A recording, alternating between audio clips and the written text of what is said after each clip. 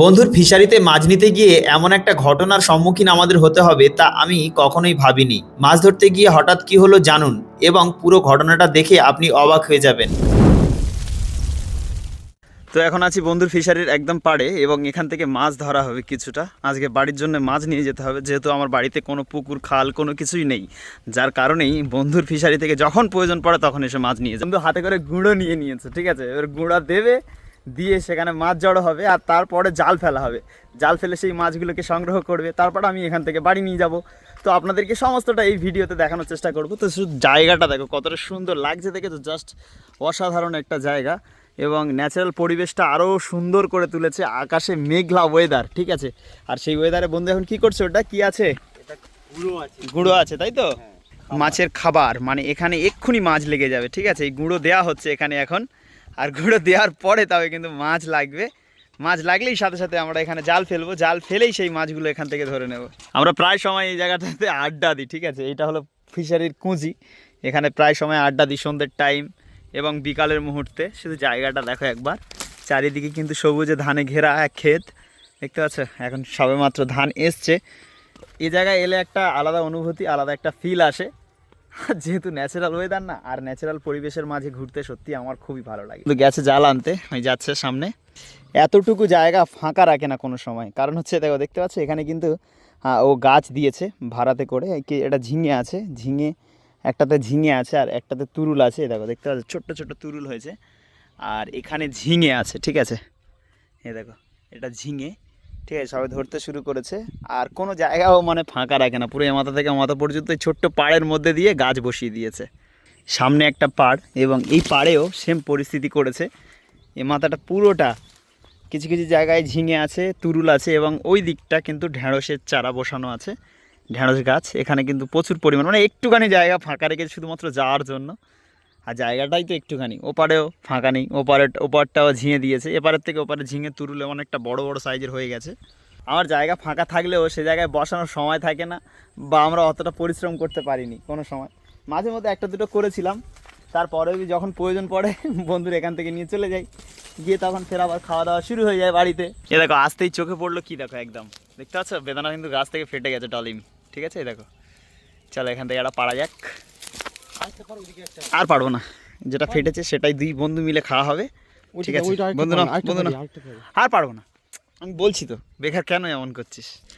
তো আমরা ভেঙে নিলাম, আর কতটা সুন্দর লেগেছে। আগের বাইরে যেটা দেখেছিলাম সেটা অনেকটা সাদা ছিল, আর এটা অনেকটা লাল।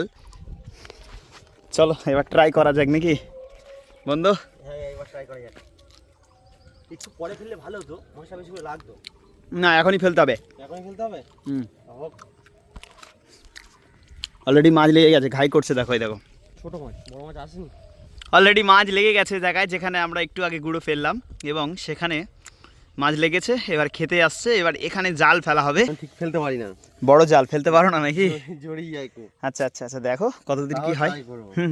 একদমই, বেশ কিছুদিন হয়ে গেছে তাই না, জাল নিয়ে বেরোনো হয় না আর মাছ ধরা হয় না, তাই আজকে আজকে মাছ ধরেই বাড়ি ফিরবো নাকি? একদম, হ্যাঁ একদম, জিও কর্তা আছে। জাল তো সেই লেভেলের পড়েছে বন্ধু, পরে আর ফেলতে পারবো না, ভিজে গেলে। আর আর ফেলতে হবে না, আমি বলছি না। একটা বার শুধুমাত্র একটা ছানাই ফেলা হোক। হ্যাঁ কি 100% মাছ পড়েছে, 100% পড়েছে বন্ধু।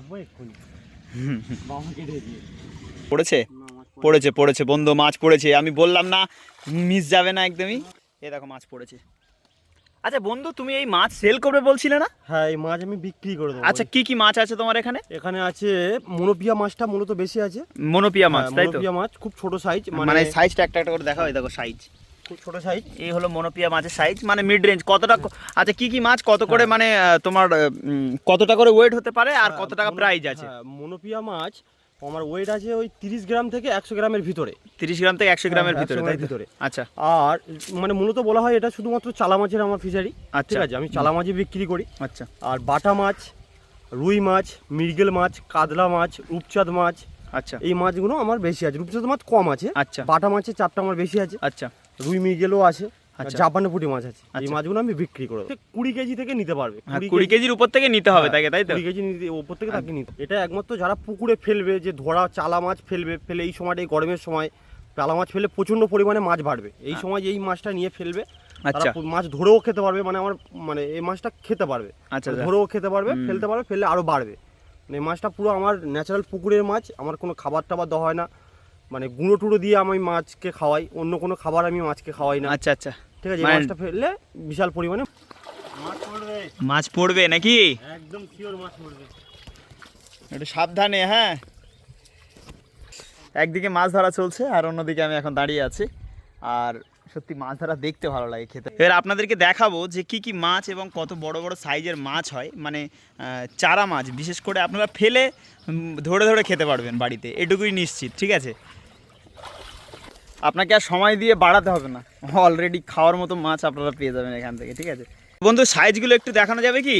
মানে এ যা সাইজ হবে এই সাইজ, মাঝে মধ্যে একটা দুটো মাছ মানে বড় সাইজের আছে এখানে, বড় সাইজ যদি ঠিক- না নিতে চাই, বড় সাইজ না নিতে চাইলে দেবে না। ঠিক আছে, আর এমনি যদি আপনারা ওই খাওয়ার মতো নিতে চান তাহলে সেটা সেখান থেকে দিতে পারবে।